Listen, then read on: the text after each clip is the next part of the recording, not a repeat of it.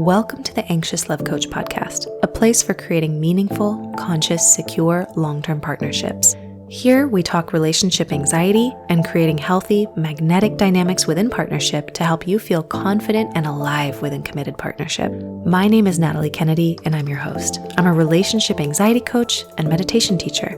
I've worked with hundreds of clients battling anxiety, and after experiencing extraordinary shifts in my own healing relative to partnership, now combine my lived personal experience and professional training to help others trust themselves within relationship and in their lives.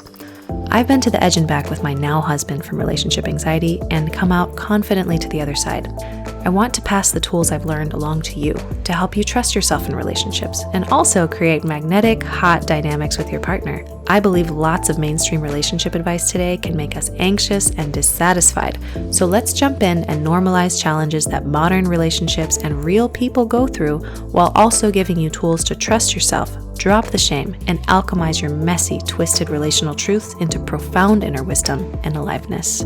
If you haven't yet, be sure to join my communities over on Instagram, TikTok, and YouTube at Anxious Love Coach. You can also request a 30-minute relationship anxiety assessment with me depending on availability, or ask me a question over on my website at www.anxiouslovecoach.com. I've also got a wonderful relationship anxiety meditation available to you as thanks for subscribing to my email list. Thanks for being here and enjoy this episode.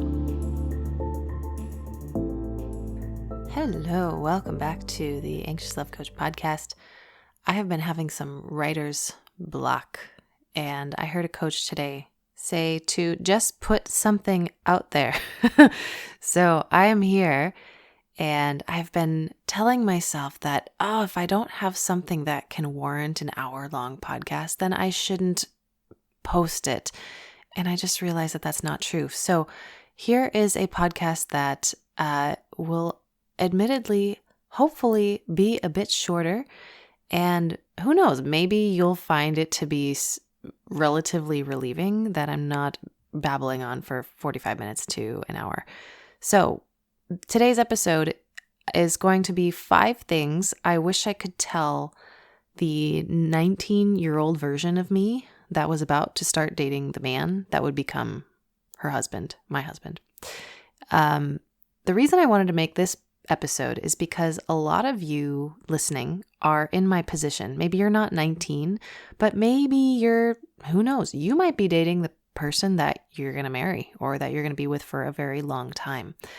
Or you might not. Either way, I think that you will find a lot of these principles helpful. And these are some things that took me a long time to learn. I actually have a list of maybe 15 things I would tell the past version of me, but maybe I'll make this a series and then I can stop freaking out about writer's block. So you'll need to be subscribed to hear the other ones.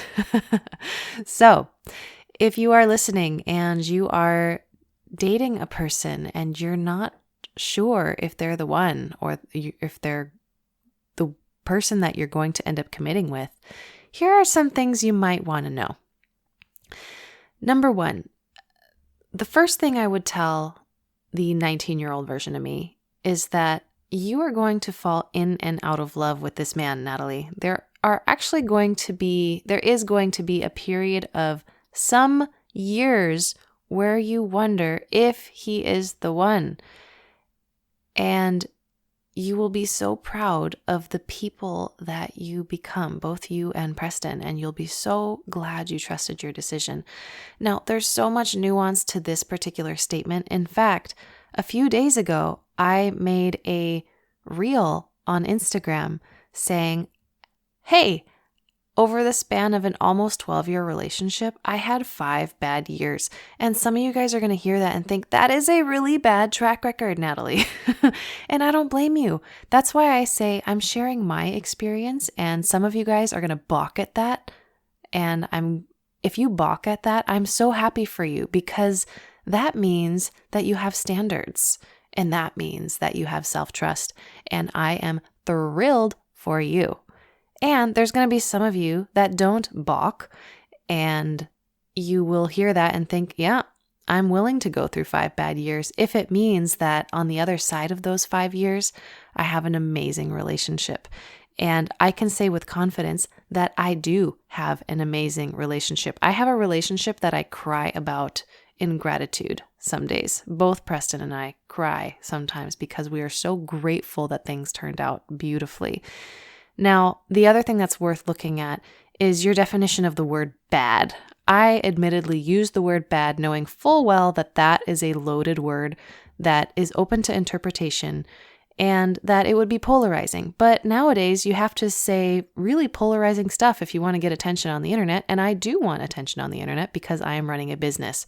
So admittedly, sometimes I put stuff out there knowing that some words that I choose may be open to interpretation and therefore the content will be polarizing. Now, when I say that we had 5 bad years, what I mean by that is I had intense relationship anxiety. And in part, that was due to my own programming about relationships that was flawed.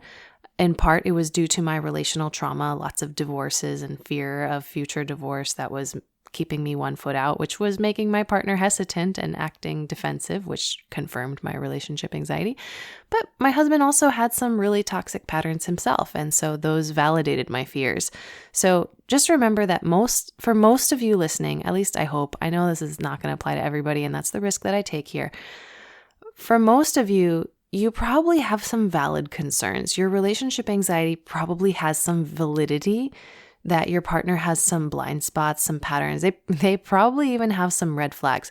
Now, what's a red flag to me, however, might not be a red flag for you and vice versa. So that's why it's important to have self-trust. I don't recommend listening to this podcast if you think that you might be in an abusive relationship. I would get that checked out and cleared out first by someone who specializes in abusive relationships. Although sometimes people who work with that might say things that are abuse that are arguably not abuse. But again, if you even suspect that you might be in an abusive relationship, this podcast might not be for you. And for your safety, I may recommend getting a second opinion. Anyway, all that said and done, I think that my definition of bad, if you were to really zoom in on those 5 years, we still had good days. It's not like we had 365 days times 5, whatever, thousands of days that were just terrible, and we had no good days in there. Well, obviously it wasn't that bad, or I would have not stayed. So there must have been something keeping me there. When I say bad, I mean I had relationship anxiety. I mean I had debilitating fears of divorce that caused me to dissociate in conversation. My partner had a relationship with porn that was unhealthy, and my anxiety was probably picking up on that. That was probably my intuition saying something's not quite right, but it wasn't bad enough for me to leave. And in hindsight, a lot of things fell apart before they could come back together years later. Some years ago, we had a big breakdown. If you listened to my podcast maybe 2 years ago, you would have witnessed a overhaul in my relationship and marriage. And things had to break and fall apart before they came together. And that's the thing you got to understand is also when you think things are bad, it's possible that you guys are both going through some kind of rebirth process. The analogy that I used in my reel was that we were both kind of like birds that were molting. And I don't know if you've ever seen a molting bird. They're really ugly. They're not attractive. They have pin feathers sticking out and it's uncomfortable. And you want to pick at yourself. The bird wants to pick at itself all the time. It's no longer got its beautiful feathers from before, but it hasn't had its new feathers grow in yet. And it's in this awkward in-between phase. When I was in my 20s, maybe 22 to 26, or about those years, I didn't know who I was. I didn't love myself at all. And by extension, I couldn't love my partner very well. So as a result, I was very controlling. And he didn't have the tools to respond to my controlling behavior in a mature way. Who does in their 20s? So we were both so young, and we didn't have the language to communicate in an effective way. And so there were 5 years where I was just learning how to communicate. And I remember literally reading the book Nonviolent Communication like 5 times in a row because I just realized how bad my communication was. And my partner kind of learned that stuff a bit after me. Anyway, So the bad years were hard, but for me, they were still, in hindsight, they were doable, but it was very, very painful. And some of you guys listening right now are in it right now. You're in an ebb and you're not sure how long it's going to last. And that sucks. And I see you and I hear you so much. And it's possible that your ebb is never, ever going to get better. It's also possible that your ebb could get better. It's possible that your ebb could get better when you clean up your side of the street. It's possible that your ebb won't get better because no matter what you do, they're not going to change. However, if you are going to decide to stay, in my opinion, it's worth cleaning up your side of the street, because if and when you decide to truly clean up your stuff, the relationship's either going to get better or it's going to get worse. So if it gets better, you'll know that you did your part and it should improve. But if your relationship falls apart as a result of you keeping your eyes on your own paper, well, your relationship was never stable to begin with. So that's obviously, there's more nuance to this. There always is. Just know that I could speak for hours and hours and hours, and I could never quite get to the essence of it, because the essence is a quiet place inside that doesn't have words.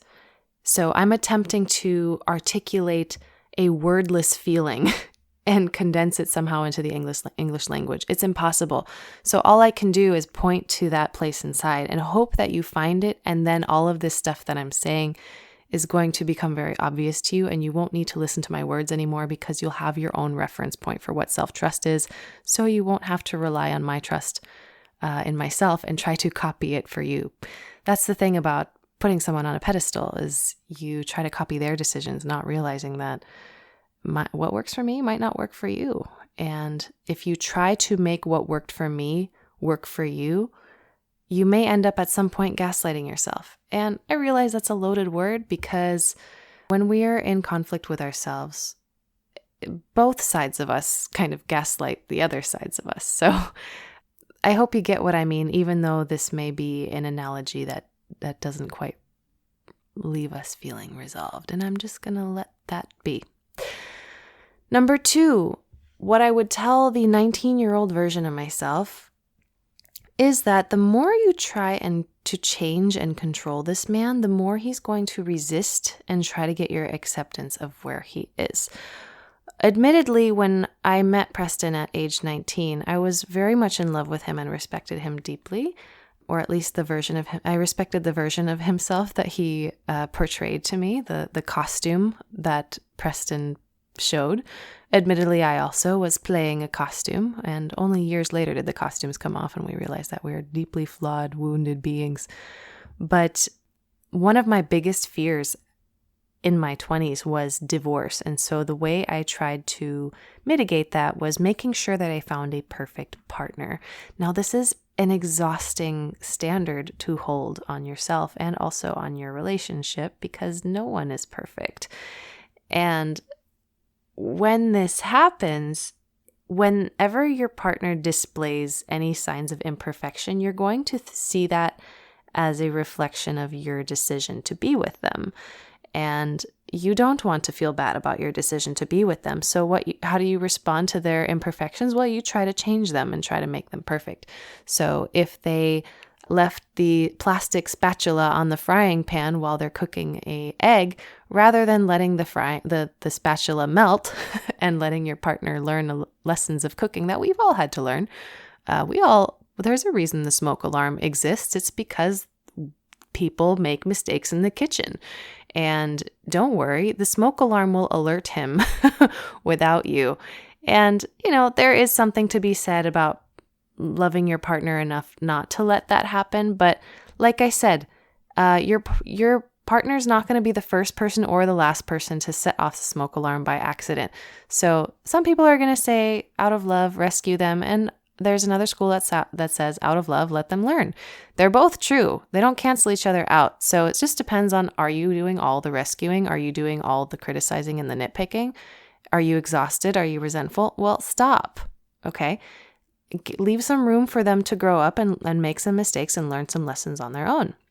So my definition of love for a long time was saving and rescuing and fixing. And So when my partner was resisting my efforts to change him, I was like, why aren't you letting me love you? This is what love is. Meanwhile, his definition of love was being accepted. He'd been criticized his whole childhood, and he just wanted a safe place to land where he wasn't going to be criticized. So my definition of love was trying to change and influence my partner. His definition of love was to be accepted. Well, we've got a little incompatibility there based on both of our woundings. And one of the most loving things I could do for him, believe it or not, for him uniquely, obviously it's different for each person, was to leave him alone and let him figure things out for himself. And he did. And he's in his mid-30s now, and he's sexy as fuck because he's a grown man that has learned a lot on his own, but he still makes mistakes. And just like any other adult who makes mistakes, he learns from them on his own without my input, and I am a happy wife. Number 3, what I would tell the teenage 19-year-old or the young girl in her 20s, have your own life. Don't forget who you are outside of partnership. It's the quickest path to resentment. When my definition of love for the longest time was infatuation, and infatuation surges a bunch of hormones into your bloodstream that make you addicted to the person, and all of a sudden, all the things you used to do before don't matter to you as much. You stop hanging out with your friends, you stop engaging in your hobbies, you stop working out. Maybe your career falls to the wayside. Not that that's necessarily a bad thing. Maybe you meet someone that's super rich and you don't want to work, and that can be great. But maybe you've got a passionate side business and you just totally neglect it now. It's something you don't care about. And I think a lot of this is because people perceive that when you meet the right person, they're going to suddenly replace all of that. You don't have to work on yourself anymore. You don't have to take care of yourself anymore because this other person's going to take care of you. And that is the biggest fallacy. It's not true. If you want to maintain the spirit of dating throughout your relationship and not get bored, you need to create enough space from your partner to where you can miss them. There's something to be said about when you live together, you'll stop missing them because they're there all the time, and that's normal. But you ever miss missing your partner? Well, the way you the way you create the missing is by having a life outside of them. If you're with them all the time, how are you gonna miss them? So go on that girls trip, go on that guys trip, take that coaching program, take that retreat. Have a life outside of your partner, and then you'll have more space to miss them. And a lot of people freak out when they have their own life and they don't miss their partner. They think that they don't love them. And that's because they still have that belief that love is longing, that love is infatuation, that love is thinking about your partner every second of the day. That is not true. Why would you want to set up your life where you are only happy when you're with your partner? You want to be happy with your partner and miserable when you're not with them? Why? Wouldn't you want to be happy either way? Wouldn't you want to be joyful together or joyful when you're not together? And I realize that this is a paradigm shift for a lot of people because we've watched a lot of Hollywood movies that romanticize the agony of not having your partner be here right at this moment. Well, I don't know.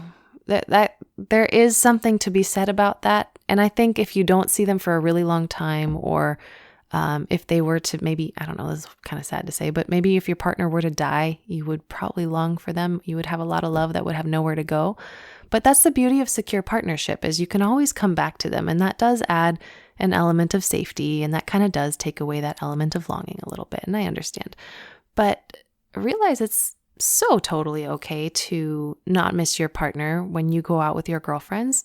Congratulations, you have a life outside of each other. So if you want to be happy all the time, you need to be happy with your partner and happy without your partner. And to me, this is actually a very empowering place to be, and it's okay to not miss them. Number 4, respect matters as much to him as love matters to you. Now, if the pronouns are getting to you, you can flip it and suit it to your own unique relationship environment. I don't believe that just because, I speak about men and women that I think heterosexual relationships are superior. It's just, I speak about it because that's what I have experience with. So I'm not going to speak on behalf of another relational dynamic if I've not experienced it. So just apply it to you.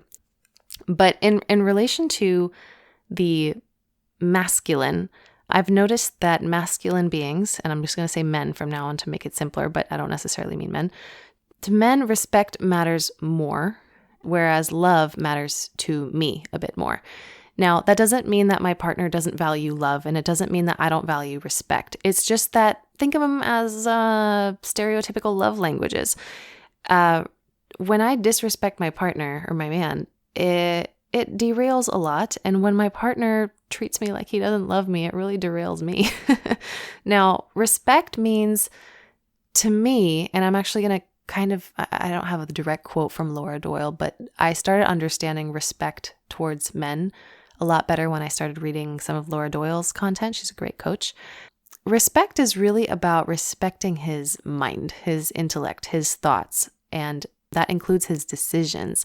Now, that doesn't mean I like all my partner's decisions. It just means I respect them, which means I don't criticize them. Even if I disagree, I may say I don't like this decision, but I'm not going to say, I think your decision was wrong, or I think that was stupid of you. There's a difference.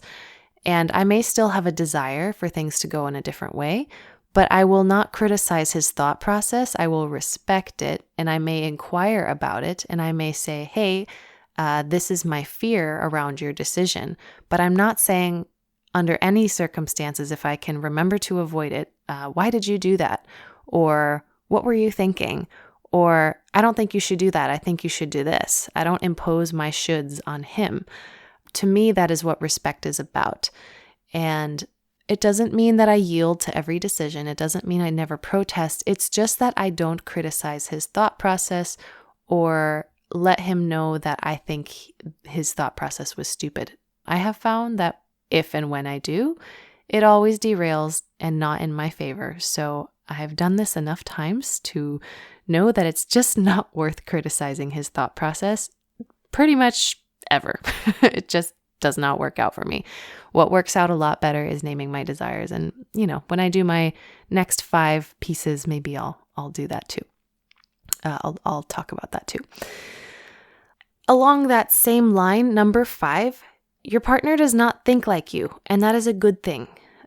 Be humble enough to see that your way is not the only way. This one is really tricky for a lot of people. Maybe you have grown up with a certain number of strategies that have worked really well for you. So you look at your partner who has grown up with a different set of strategies to get through life and you think, what? Why would you do that? If I were to do that, that would never work for me. And so you assume that your way is the right way. It's important to remember the difference between objective reality and subjective reality. Objective reality means it's agreeable from any angle, maybe from an omniscient God perspective. It's an agreeable reality versus subjective is a reality that depends on where you're standing. If you've ever seen that picture of like 5 blind men touching an elephant and trying to describe an elephant, the objective reality is that this is an elephant and this is what it is. And it has some parts that are smooth, some parts that are hairy, some parts that are dry and rough.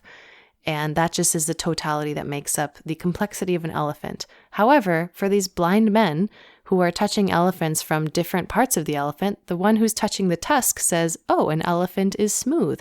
The one who's touching the knee says, oh, it's dry and hairy. The one who's touching the butt says, oh, it's stinky.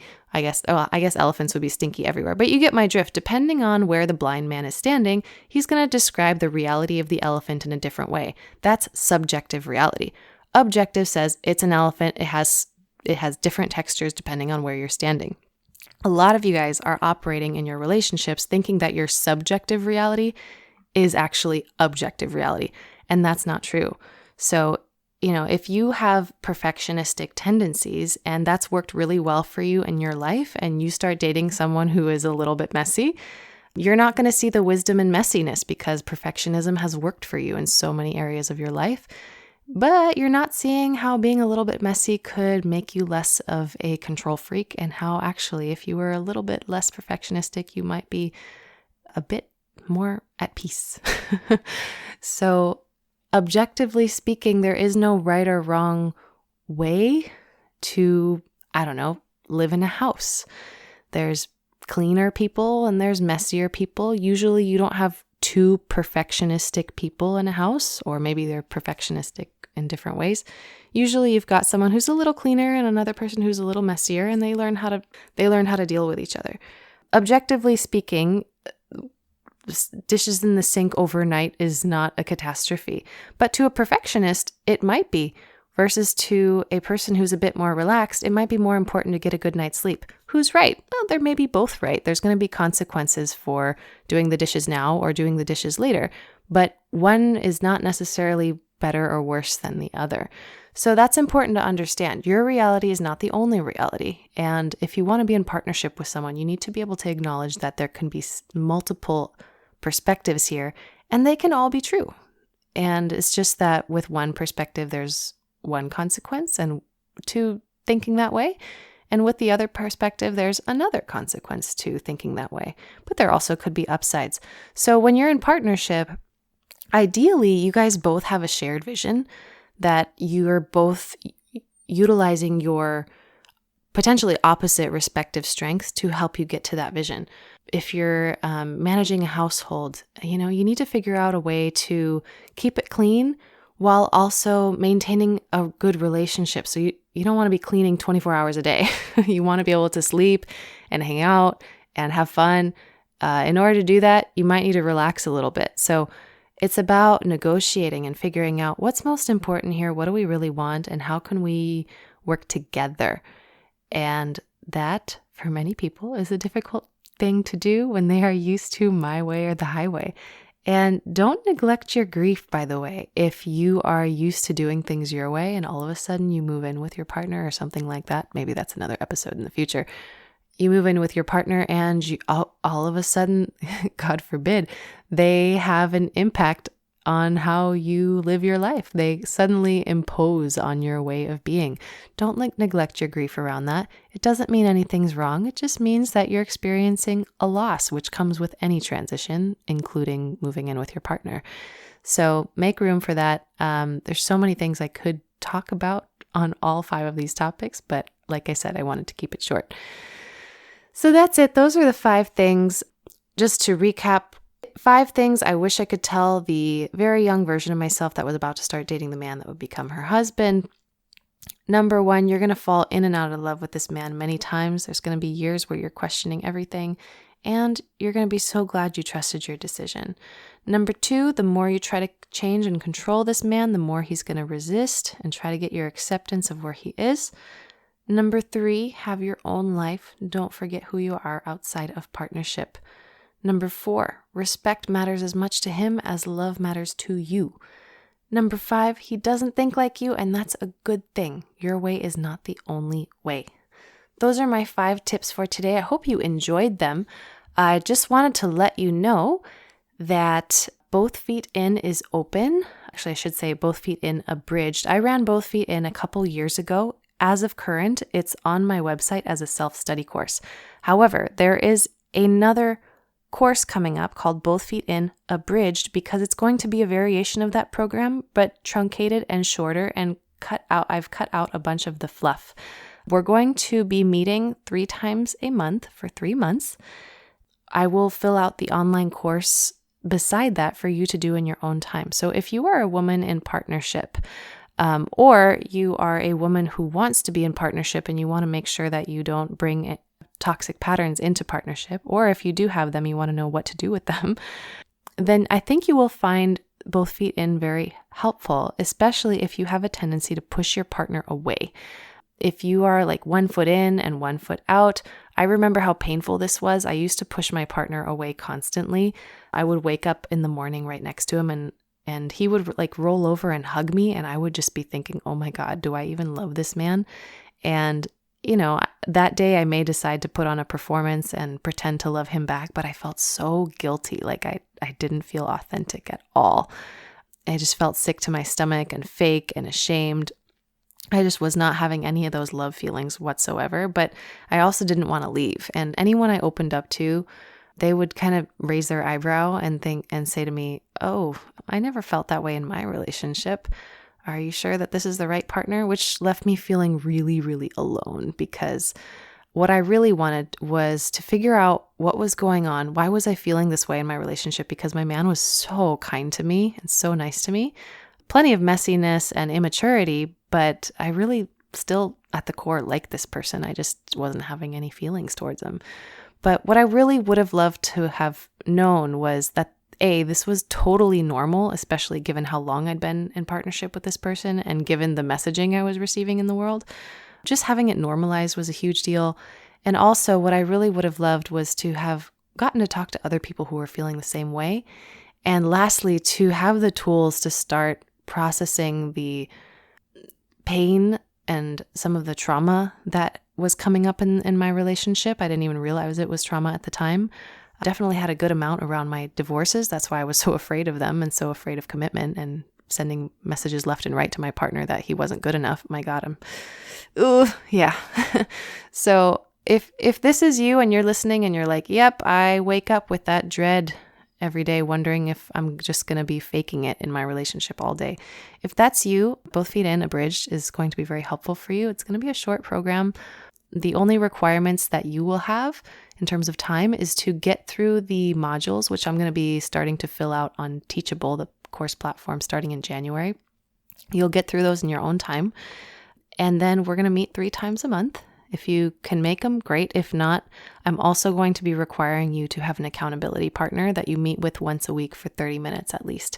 And that's just to practice the exercises that you're going to be learning in Both Feet In. I'm still figuring out exactly the times.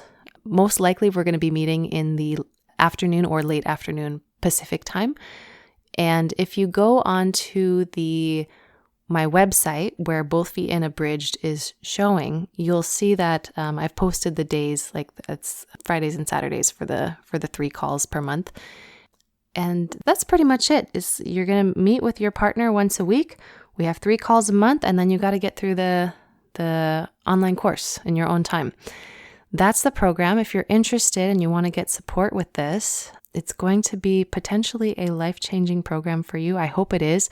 The exercises that I'm teaching you, I learned that helped me overcome relationship anxiety. It gave me a lot of clarity. It helped me access that quiet place of self-trust that I was describing in the very beginning of this episode. And from that place, it became much easier for me to A, love my partner, and B, make decisions around my relationship. And the beautiful thing about getting off the fence in your relationship, it's like you're kind of consciously choosing to settle. It's like if you're on the fence, you have just a few options. You can either leave now, but if you're not leaving now, then you only have 2 choices. You can stay and like do nothing, or you can stay and do something. Those are your 3 choices. So if you don't have it in you to leave, okay, I get it. Then you're choosing to consciously settle on something that is bothering you. Now, you can do nothing and just hope your partner changes and hope that you wake up tomorrow and you feel different. Or you can start practicing some tools that could really change how you see yourself and your partner and your relationship.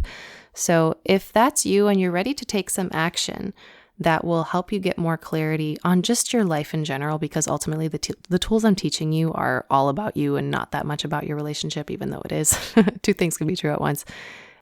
These tools will help make it so much easier for you to recognize when you're in a projection, recognize when you're in your wounding, figure out what to do when you have a trauma response coming up while you're in interaction with your partner, and be able to get through them so that you can get back to connection. And actually, I believe if you do, I don't want you to freak out when you're not having love feelings, but I don't just want to stop there. I want you to actually feel in love with your partner. I think that's okay to want. So you need to be able to not panic when you're not in love. But I also want you to know how to become magnetic in partnerships so that your partner falls in love with you and they start becoming the person that you've always wanted them to be, because you become the person you've always wanted to be. Your partner will mirror that back to you. And like I said in the beginning too, as you start focusing on you and taking care of you, either your relationship's going to get way better or it's going to get way worse. And that's a courageous undertaking. I will say that one of the biggest fears that a lot of my clients have before they enroll in my programs, they're afraid that through doing this work, they're going to discover they're in the wrong relationship. And I don't want to say that that's impossible, but it's very rare. And more than likely, if you discover that you're in the wrong relationship, I don't think it's going to be because of my meditation.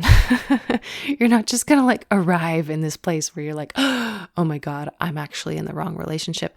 No, if anything, you're going to arrive at this place of self-trust, and you're just going to take a leap of faith, and you're going to feel congruent about that. Whatever it is, both feet in doesn't necessarily mean both feet in your relationship. Both feet in just means both feet in on life and whatever you decide. So it's about making a choice and understanding the pros and cons of that choice. So there's probably something great about the choice that you're going to make, and there's probably something shitty about the choice that you're making. So there's the pain of staying and there's the pain of leaving. A lot of people are looking for a choice that has no pain. And unfortunately, you guys, life just doesn't work like that. Life is inherently messy, and embedded in every yes, there was a no. Embedded in every decision is a path that you didn't take, and you're allowed to be sad about that. And I think a lot of people just don't know how to hold that tension, that nuance, that complexity. And I believe also that in being able to acknowledge your own human messiness without hating yourself, you're going to be able to surrender to the mystery of life. And life will, after that, become so much more meaningful for you. A lot of this discomfort that you're waking up with in the morning, thinking, oh my God, I don't love my partner, you're having a sensation in your body, and you have created a pattern where you associate the thoughts that come up in response to that sensation. And you have decided that those thoughts, which by the way are subjective, based on your experience, and you've decided that they're true. You've made them an objective reality. So part of what we got to do is decouple these thoughts and these sensations. They are not necessarily related, but because you're in a pattern of thinking that this sensation is caused by my relationship, it may or may not be. It may be that you've got a trauma response coming up and it has nothing to do with your relationship. Your relationship reminds you of your parents' divorce, and that's the sneaky sensation in your stomach. It could be a memory, but your brain is interpreting that physiological sensation in your body as something that is caused by your partner, and it may not be true. We need to be able to dissect that, and you need to be able to see the program of your anxiety in your head. So when you're able to do that, like I said, things are going to become a lot more clear. You're going to be able to see the thought process in your brain and be like, oh, that's a program. And it'll be so obviously not true to you, because you'll suddenly from the outside realize the ridiculousness of it. So that's what I desire for you. When I started doing this work, it became very clear to me after spending a few hours, cumulative hours in meditation with a partner, by the way. I don't like sitting in silence by myself. I can, but it's not my favorite. But I prefer doing mindfulness work with a partner, which is what your accountability partner is going to be doing for you in Both Feet In. I like being witnessed. I like having someone inquire into my inner world. I like being supported in my grief. And I like having an outlet for my emotions that isn't necessarily my partner. Can you imagine if you had a place to go for your emotions that wasn't your partner, especially if your emotions are about your partner? And personally, I have someone a friend of mine that I meet with every week, and I do these very exercises that I'm going to be requiring you to do with your accountability partner. And the reason I meet up with my friend every week is because stuff comes up every week. I get triggered. My husband upsets me. Something in my business feels wonky. If I don't make time to feel my emotions, they will get added to my emotional queue. And then I will get emotionally constipated. And I don't know about you, but when I'm constipated, it's really hard for me to enjoy life. And I am a meaner person to everyone, including my husband.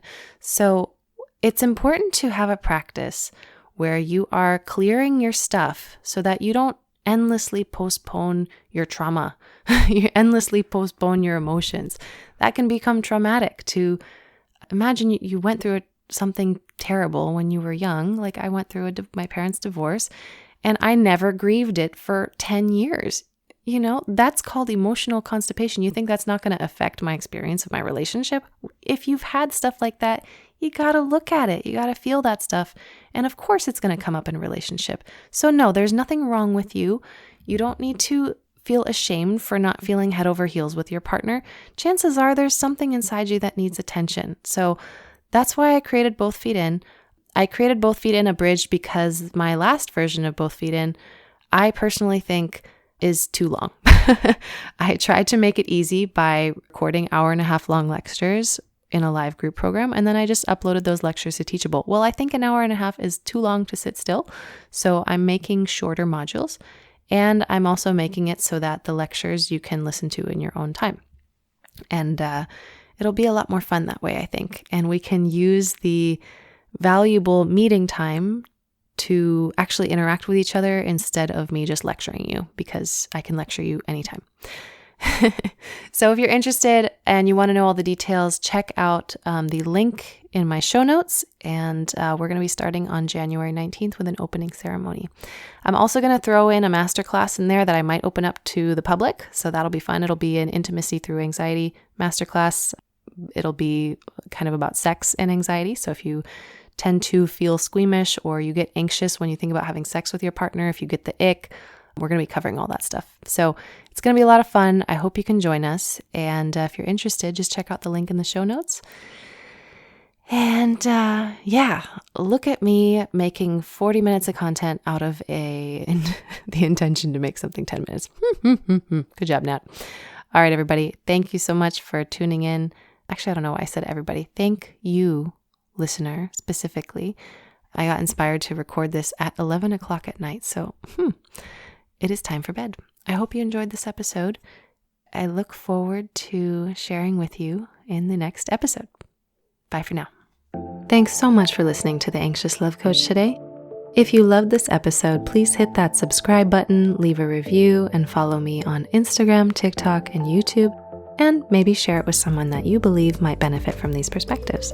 Please also subscribe to my email list at www.anxiouslovecoach.com, as I'm trying to reduce my reliance on social media. In exchange, you will receive my free relationship anxiety meditation and more supportive tools sent your way. If you would like to work with me, head on over to my website at, again, anxiouslovecoach.com to explore different tiers of coaching options and online programs. Thanks again for listening, and catch you in the next episode. Have a blessed day.